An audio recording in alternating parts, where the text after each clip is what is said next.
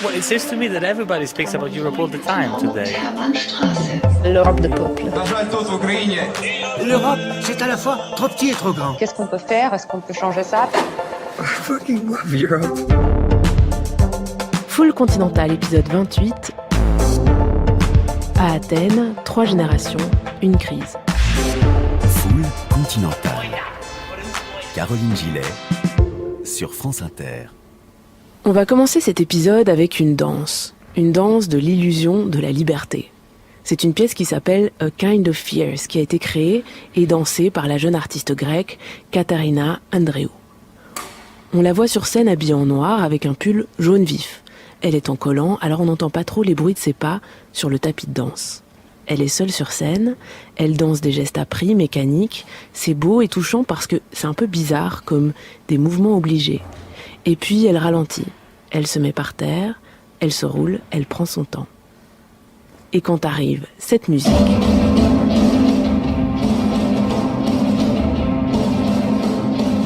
alors elle danse furieusement et joyeusement, et elle jette ses cheveux en l'air avec ses mains, elle sautille, il y a peut-être parfois dans ses pas des réminiscences de danse traditionnelle, folklorique. Je remarque maintenant qu'elle a des traits jaunes sur le visage, et j'ai un peu envie d'être sur le plateau avec elle. Dans le dossier de presse, je lis qu'avec ses gestes, elle veut parler d'audace, de courage. Quand elle évoque sa danse, Katarina dit aussi qu'elle voulait répondre à ces questions qui la troublent. Est-ce qu'on peut parler du libre arbitre ? Quel est le seuil de négociation entre autonomie et autorité ? A Kind of Fierce est une danse où, dit-elle, je cherche à trouver ce qui m'échappe. Une danse qui lutte contre l'idée du temps, la nostalgie, le regret, la peur, la fatalité ou même l'espoir. Une danse où tout importe et rien n'est important. Une danse libre. Voilà, c'était bien de danser pour commencer cette émission. On va maintenant parler d'histoire, de libre arbitre, d'autonomie et d'autorité. Et un peu aussi, mais je vous le dis dans un second temps parce que ça peut faire peur aux gens comme moi, mais peut-être que vous n'êtes pas des gens comme moi, mais aussi on parlera un peu de crise grecque, de finances, de banque, parce que cette année, c'est les 20 ans de l'euro. Et ces histoires de la crise financière et de la fille qui danse, elles ne devaient pas forcément être reliées. En tout cas, quand je l'ai rencontrée, Katarina, je ne savais pas très bien de quoi on allait parler. Et puis, elle m'a raconté où elle passait ses vacances d'été. Elle m'a raconté une histoire de collines, de gardes-frontières, de chemins à tracer pour chercher de l'eau. Elle m'a raconté le destin de son père et de son grand-père. Et ça m'aidait à comprendre ce qu'avaient pu vivre les Grecs, le rapport à la richesse, à l'avenir et à la capacité, à la liberté ou non, de faire des projets de vie. Une capacité qui a été sérieusement empêchée par la crise grecque qui a frappé le pays en 2009 et dont on nous annonçait l'été dernier qu'on en sortait enfin. Voilà un petit medley de news de l'époque avec des bouts du génial journal de Bruno Duvic sur France Inter, un peu de France Culture et même des extraits de la Deutsche Welle.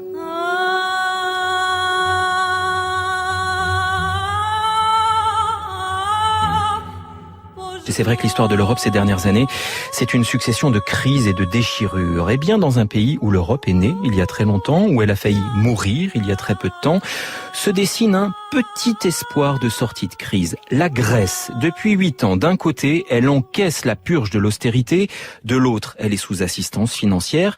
Un accord a été trouvé cette nuit entre ministres des Finances de la zone euro pour débrancher la perfusion sans que le pays ne retombe malade. À partir du 20 août, la Grèce pourra à nouveau emprunter sur les marchés financiers. L'accord de cette nuit vise à alléger une nouvelle fois la dette qui reste très importante. Il y a encore des mesures d'austérité. Sortie de crise fragile dans un pays où le mot Europe est devenu pour beaucoup de gens synonyme de punition. Comme elle le faisait avant la crise, comme le font tous les États endettés de la zone euro, bientôt la Grèce va devoir voguer sur les flots plus ou moins tumultueux des marchés financiers. Thomaïs Papaioannou, quand le porte-parole du gouvernement grec dit « Je pense que le peuple grec peut sourire et respirer à nouveau », il a raison ? Non, pas du tout. Et pourquoi ? Parce que finalement, rien ne va changer. Je vous donne juste un exemple qu'en janvier 2019, on va diminuer encore plus les retraites. Donc, il va y avoir la 14e coupe dans les retraites et il va y avoir encore une hausse des taxes en Grèce. Donc, voilà, rien en réalité ne change dans la vie quotidienne des Grecs. La Grèce n'est pas la seule à sortir d'un programme d'ajustement européen. Avant elle, il y a eu l'Irlande, le Portugal et Chypre, pour qui cela se passe plutôt bien. Katarina, ses parents, ses grands-parents sont nés dans ce pays, la Grèce, quelques décennies avant tout ça. 30 ans tout pile avant le début de la crise des subprimes, en 1978, ses parents avaient décidé de s'installer en banlieue d'Athènes, et c'est là que naît Katharina. Et mes parents font partie de cette génération qui sont grandis en village. Ma mère au sud de la Grèce et mon père au nord. Et ils se sont trouvés à Athènes pour des raisons professionnelles, pour pouvoir accéder aux rêves plutôt de l'Ouest, comme on dit. Et donc, ils se sont installés comme pauvres étudiants, j'imagine, au début, au centre-ville d'Athènes. Et quand ils avaient déjà une carrière, ils gagnaient leur vie. Comme beaucoup de monde de cette génération-là, ont décidé de faire leur famille en banlieue. On va s'arrêter sur ce qu'elle dit là, que ses parents, l'un et l'autre, ont grandi au village. Mon imaginaire était plus stimulé par tout ça qui s'est passé au village de mon père, qui était dans la montagne, vraiment dans les forêts, et il y avait plus de mystère pour moi là. On va s'arrêter dans cet endroit qui permet de raconter les décennies antérieures. On visitait beaucoup, on passait les étés entiers. C'était un mode de vie très ascétique parce que jusqu'à l'âge de 8 ans, on n'avait pas d'électricité quand on allait là. Et il n'y avait pas vraiment de sol avec du béton, il y avait qu'un tapis par terre. Et surtout, on n'avait pas de l'eau. Donc, il fallait chaque fois aller chercher l'eau à la source. Et ça devenait l'activité principale de la journée. Parce que pour une grande famille, de ramener autant d'eau, il fallait presque tout le monde y aller. Et c'était physique, hein. Il y avait une fontaine assez bas. Il fallait vraiment descendre et remonter après, parce que notre maison était assez haut. Donc, on parlait vraiment du côté d'une montagne. Donc, tout était montée-descente, en fait. Il n'y avait pas de route de piétons. Donc, c'était vraiment traverser le paysage pour aller d'un côté à l'autre. S'il y avait beaucoup de pluie, les chemins que tu as tracés, ça faisait 15 jours, étaient détruits, il fallait trouver un autre. Mais le fait que tu peux tracer, sans avoir un Google Maps, ou moi j'ai goûté cette sensation de capacité de le faire. C'est comme si tu fais ton chemin. Les grands-parents paternels de Katharina ont vécu toute leur vie dans ce hameau. Son grand-père n'a jamais de sa vie été jusqu'à Athènes. Elle m'envoie des musiques du village, j'aime bien celle-ci.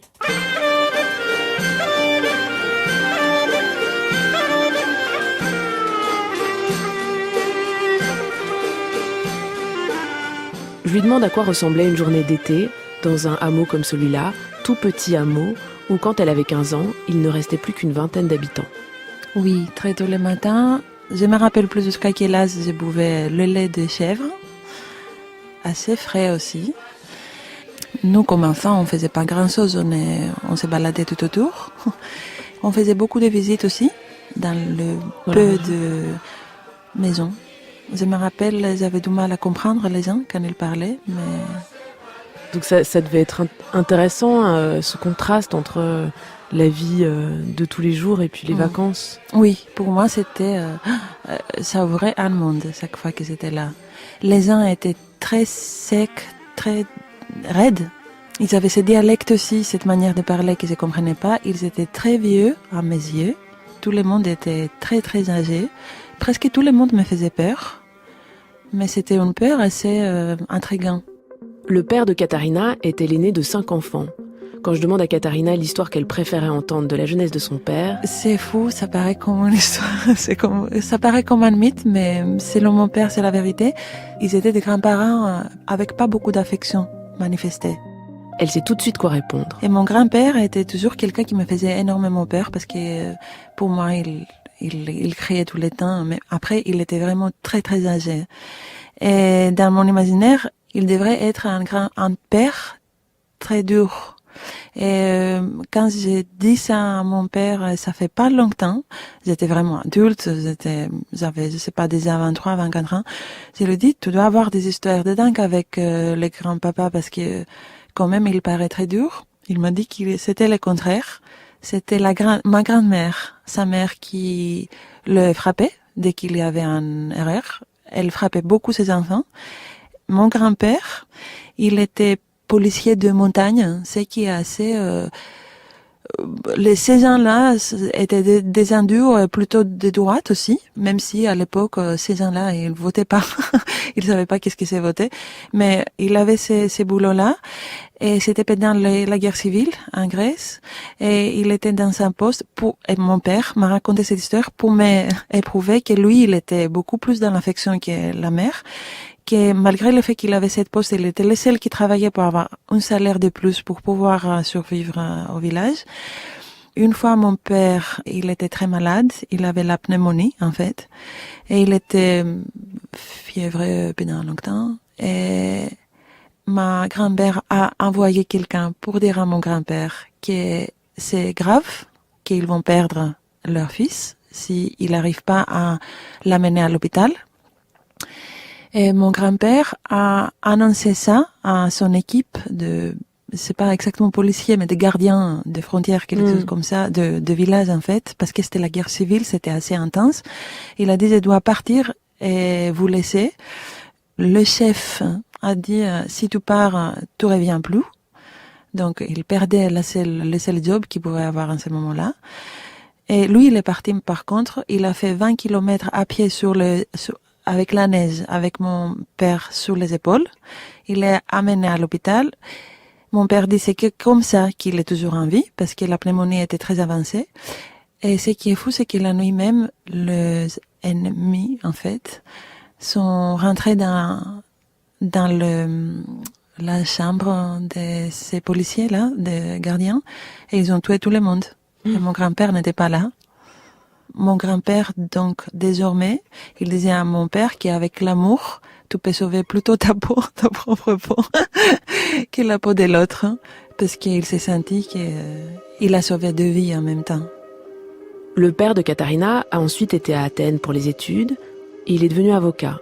Il a rencontré sa mère et comme on disait tout à l'heure, ils ont emménagé en banlieue en 78. Ils ont eu Katharina, ses deux sœurs et son frère. Elle m'écrit qu'elle se souvient enfant avoir été à des manifestations sur les épaules de son père, suivre les réunions du parti politique qu'il adorait écrit en majuscule, et puis en tant que jeune adulte, avoir été aux manifestations presque contre ce même parti que son père adorait. Quand elle a été en âge de faire des études, le métro est enfin arrivé jusqu'à la banlieue de ses parents. Alors Athènes et la fac de droit étaient plus proches, et comme son père, Katharina a fait des études pour devenir avocate. Malgré ça, j'ai continué à faire des études de droit à l'université. Ça m'a pris du temps à comprendre que c'est pas ça exactement que je veux. Mais chez moi, en tout cas, je sais pas si c'est pour tout le monde, mais chez moi, c'est un travail constant d'être sûr que les choix que j'ai faits sont 100% les miens et sont pas influencés par tout le reste. Katharina dit qu'elle n'aimait pas le rapport aux clients, notamment. Et qu'en parallèle, elle se rendait bien compte qu'elle dansait de plus en plus. Un jour, elle a vu que pour rentrer à l'école supérieure de danse d'Athènes, la limite c'était 25 ans. Comme elle les avait presque, elle s'est dit qu'elle tenterait et puis qu'elle verrait. Il ne prenait que 25 des 300 candidats. Quand elle en a fait partie, quand elle a été sélectionnée, elle a décidé qu'elle avait le droit d'y aller et de lâcher le droit. Plus tard, j'ai compris aussi une autre chose.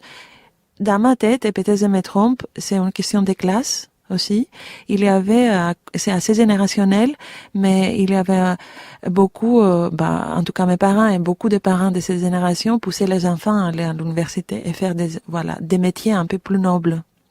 Et noble, c'est être docteur, avocat, etc. Et c'est assez incroyable aujourd'hui, un avocat à Athènes peut vraiment gagner que dalle, vraiment presque rien. C'est assez fou comment ça s'est inversé très vite. Cet état aussi d'esprit. Les parents aujourd'hui veulent que leurs enfants soient plutôt artisans pour pouvoir savoir au moins comment faire les choses avec leurs mains.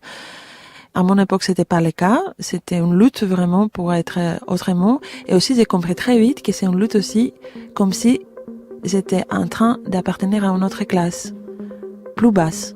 À l'époque, elle dit qu'elle a vite trouvé sa place parmi les danseurs, que ça l'a libérée de quelque chose, de pouvoir descendre de classe. D'avocate donc, devenir danseuse. Et ça m'a libérée beaucoup aussi. Et la crise, elle arrive en 2008 ou peut-être un peu après en Grèce. Oui. Est-ce que tu te souviens d'un moment où tu as vu que ça devenait grave? On comprenait, à partir de 2008, il y avait beaucoup de rumeurs, des gens qui parlaient des coupes budgétaires, que ça devient un peu plus difficile, mais comme beaucoup de choses en Grèce, c'était jamais assez alarmant. Parce que je pense qu'il y a un système aussi de médiation qui camoufle beaucoup les choses. En 2010, moi je suis partie et c'était depuis la France que j'ai eu les nouvelles de l'annonce du président que les caisses de la Grèce sont vides. On va reprendre la suite de ce récit, mais d'abord voilà Cat Power, You Get, qui parle de ce qu'on se donne, ce qu'on perd et du temps qui passe. Djoubaka s'est dit que c'était pas mal pour marquer une pause. Vous pourriez totalement vous en servir pour un pas de danse si vous êtes du genre danse suave.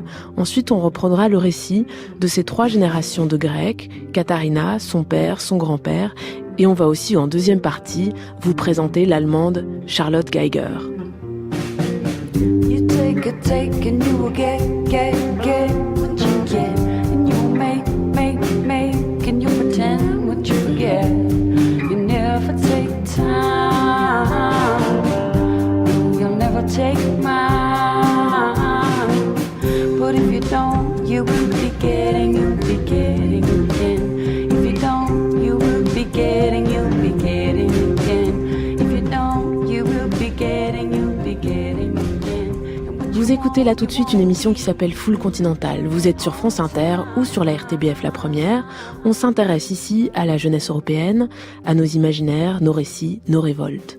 Et bien sûr, parmi les événements qui ont marqué notre époque, l'Europe et la jeunesse d'aujourd'hui, il y a la crise grecque et ses effets qu'on ressent encore aujourd'hui. Pour se remettre dans le bain de cette crise, je vous propose de faire appel à ma collègue Marie Viennot et à son biais économique. Elle va nous réexpliquer, comme elle l'avait fait sur France Culture, la crise grecque en quelques minutes. Attention, c'est parti. Si la Grèce faisait faillite, le chaos aurait été général. Il y a 8 ans, c'est parce qu'elle n'arrivait plus à se financer sur les marchés que ses partenaires européens l'ont secourue. Avec le FMI, les pays de la zone euro se sont donc en 2010 substitués aux marchés financiers et ils ont récupéré la dette grecque. Mais pas de gaieté de cœur et pas sans contrepartie, on le sait. En 8 ans, il y a eu 11 réformes des retraites. Les effectifs de la fonction publique ont fondu d'un tiers. Le SMIC a été réduit de 100 € par mois. On était assez choqués, je pense qu'il y avait une sorte de choc national. Katharina Andreou est danseuse et chorégraphe grecque, on l'entendait tout à l'heure. Elle ne veut pas être porte-parole de son pays, elle ne veut pas être nostalgique. Elle dit « le retour en arrière me fatigue ». Mais cette crise fait partie de son histoire et de celle de ses parents. On est arrivé à l'Union européenne assez tard, non? Donc c'était tôt, on n'attendait pas que ça arrive aussi tôt, je pense. Les conséquences de cette richesse d'un coup très soudaine de la Grèce. Pas réel en fait. De passage à drachmé à l'euro, je me rappelle, les leçons ont commencé très vite. Les uns devenaient riches très vite. Riches. En tout cas, il y avait d'un coup un pouvoir d'achat qui n'avait rien à voir avec avant. Et j'étais assez petite, mais je voyais les changements, même dans ma poche. Il y avait un pouvoir d'achat, en même temps, tout coûtait plus cher. C'était bizarre. Est-ce que tu as des exemples peut-être de l'impact que ça a pu avoir sur ta famille, tes proches, pour essayer de comprendre l'ampleur de ce qui s'est passé? Oui, si je suis très pragmatique, par exemple, je connais beaucoup de monde, plutôt des amis qui ont perdu leur travail, que c'était très dur pour eux.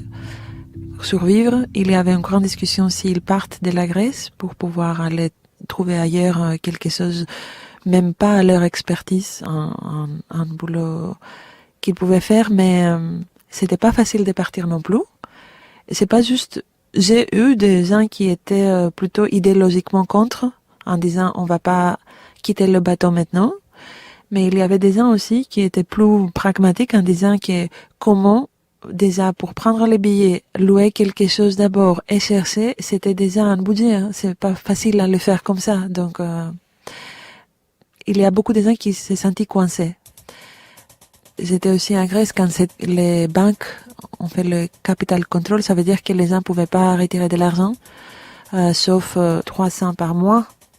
Et ça, je me rappelle même ma famille avait eu beaucoup de mal.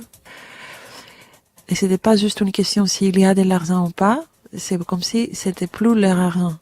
Si j'avais 2000 dans la banque, je pouvais plus faire mes propres projets avec cet argent. C'était comme d'un coup, ouais, voilà, la banque était le parent et mes parents sont devenus les enfants. Katharina observe ces mutations depuis la France, parce qu'entre-temps, elle est partie intégrer l'Essai, un master en création chorégraphique au Centre national de danse contemporaine d'Angers. Je pense qu'il y a beaucoup ces complexes, parfois qu'on a en Grèce, qu'on est très dans l'Est, et on veut faire partie de l'Ouest plutôt. Je l'avais, ça, je pense que je l'avais pas mal comme adolescente aussi, mais je suis partie par curiosité pour quelque chose d'autre. En parallèle, elle travaille comme interprète. Elle garde un lien fort avec la maison de banlieue d'Athènes et ses habitants, ses parents, ses frères et sœurs.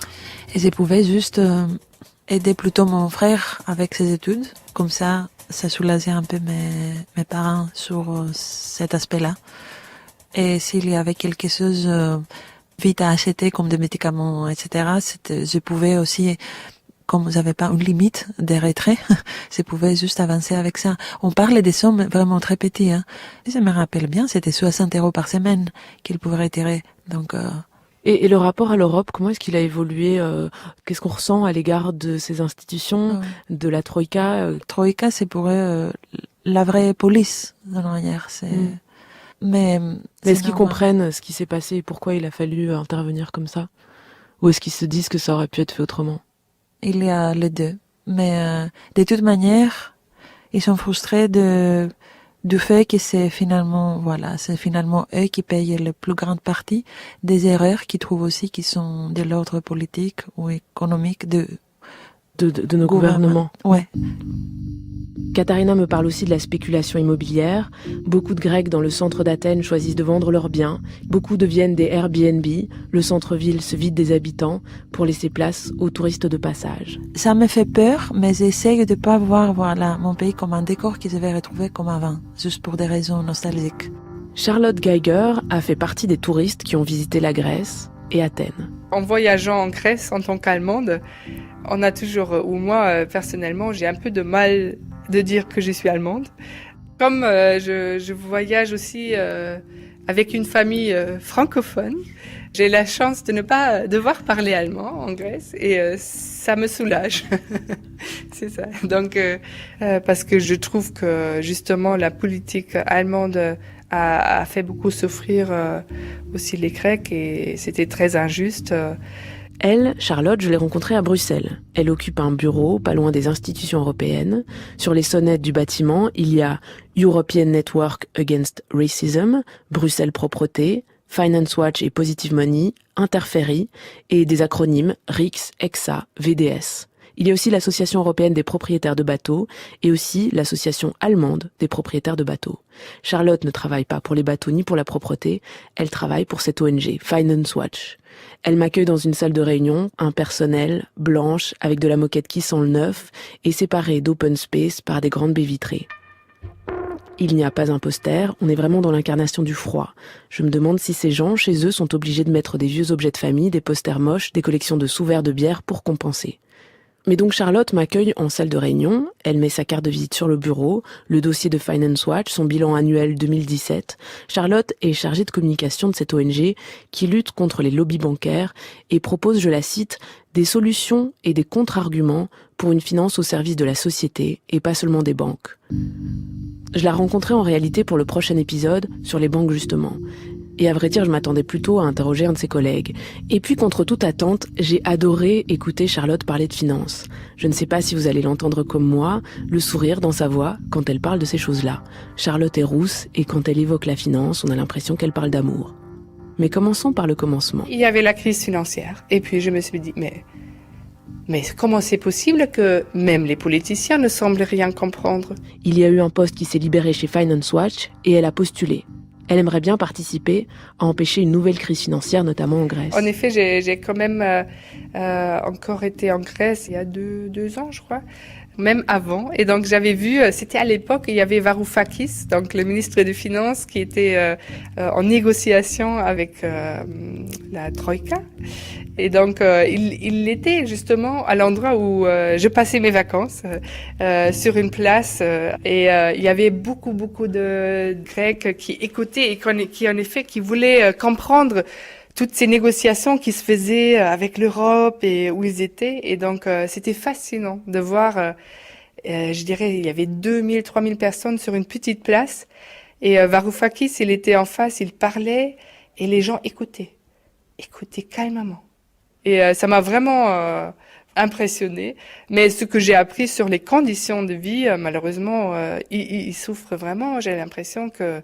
Et je veux pas blâmer non plus les citoyens allemands. Je crois on leur a expliqué les choses pas d'une bonne façon. On les a expliqué comme quoi c'était les Grecs qui n'avaient pas bien travaillé, qui étaient...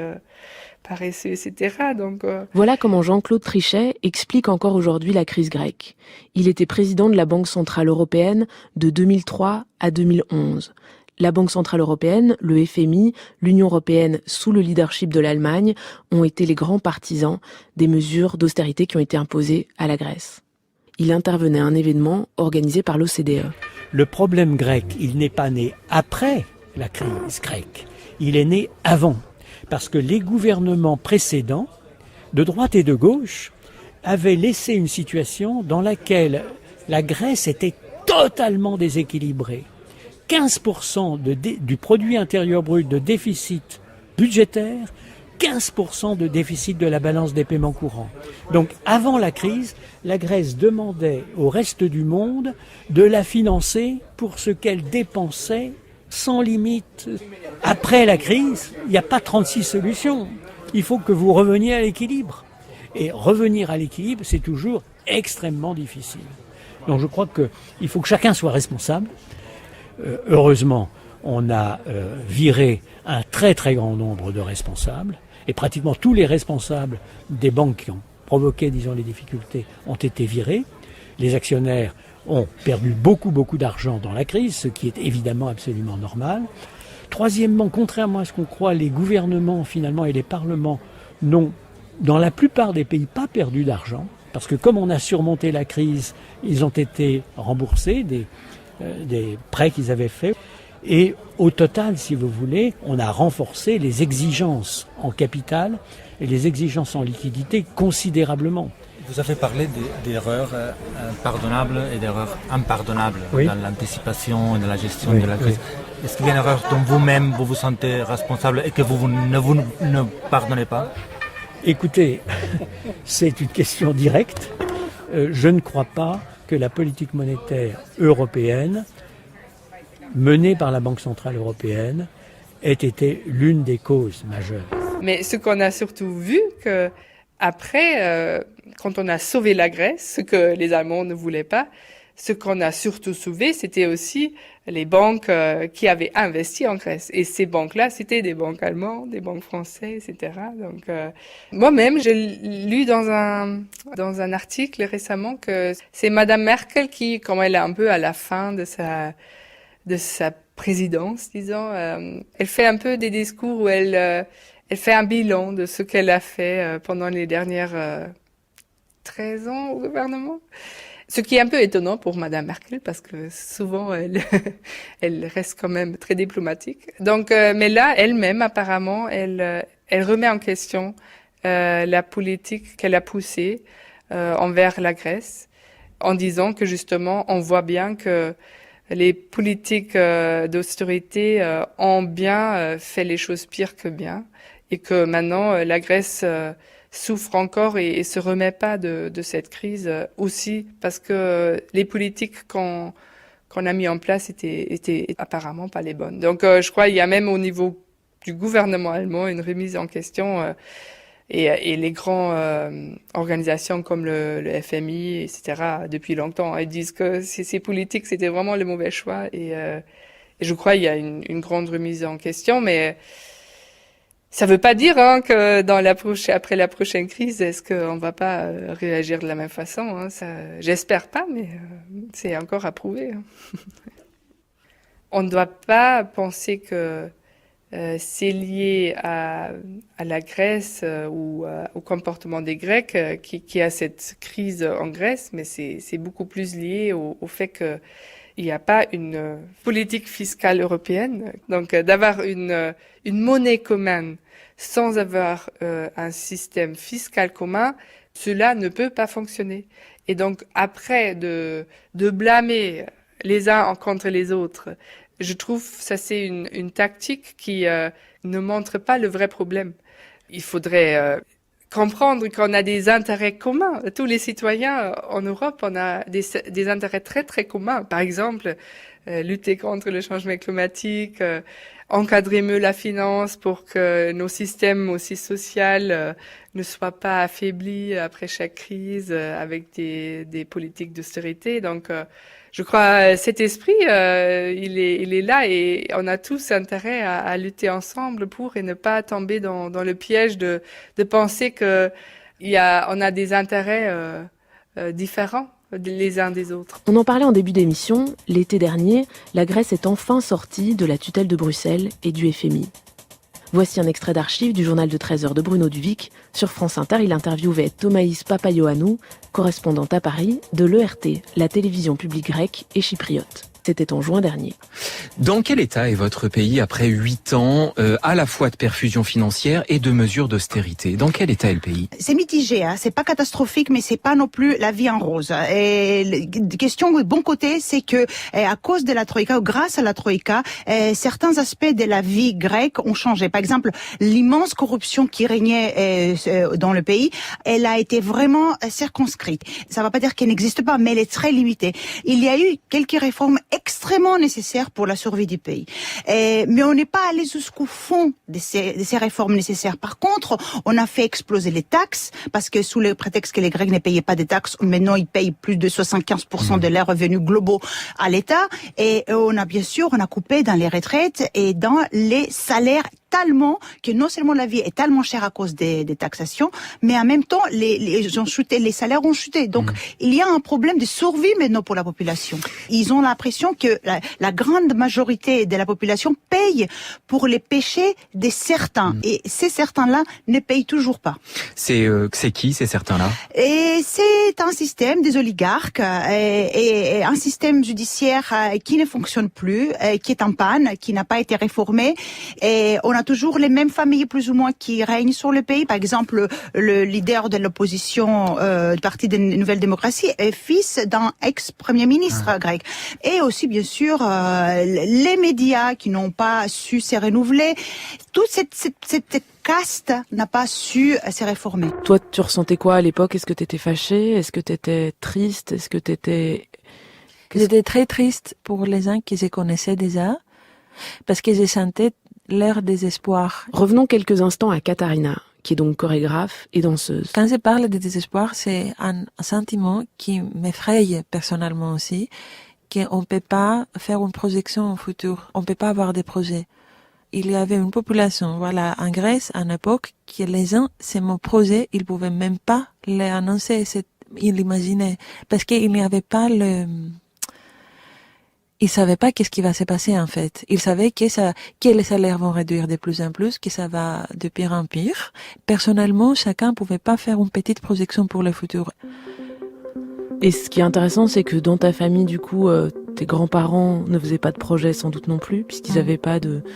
Ils vivaient au jour le jour. Et donc, entre-temps, on est passé par la génération de tes parents qui avaient du travail, avocat. Oui. Et puis, en fait, une génération après, déjà, ça se... Oui. C'est un droit, celui de faire des projets, qui vous est retiré. Oui, c'est pour ça que j'ai dit ça allait hyper vite, cette histoire. Je sais pas comment ça va continuer, mais surtout la génération de mes parents ont vécu une immense pauvreté. Si je crois la description de comment mon père ou ma mère vivait, beaucoup de cruauté dans leur vie, dans tous les sens, même dans les rapports aux parents, aux autres, etc. Ils ont vécu ces croissances incroyables au niveau de savoir, éducation, carrière, argent. Il y avait un côté comme si d'un coup on peut tout avoir si on veut. Et si on travaille beaucoup, parce que les deux, surtout mon père, travaillait énormément pour arriver à tout ça. Et les deux ont vécu aussi la descente. Mon père, par exemple, a vécu sans électricité, sans eau dans la maison. A vécu le téléphone portable avec ses clients, et il peut allumer un ordinateur, et il a compris qu'est-ce que ça fait l'internet. Et aujourd'hui, il s'est trouvé très vite à une époque où il fallait aller à la banque, attendre à l'âge de 72 ans, devant un fil beaucoup de monde, de prendre 60 € par semaine pour pouvoir prendre ces médicaments. C'est quand même assez incroyable, ces voyages. Et aussi, au niveau politique aussi, ils ont vécu la dictature, par exemple. C'était une dictature qui pouvait pas sortir de leur maison.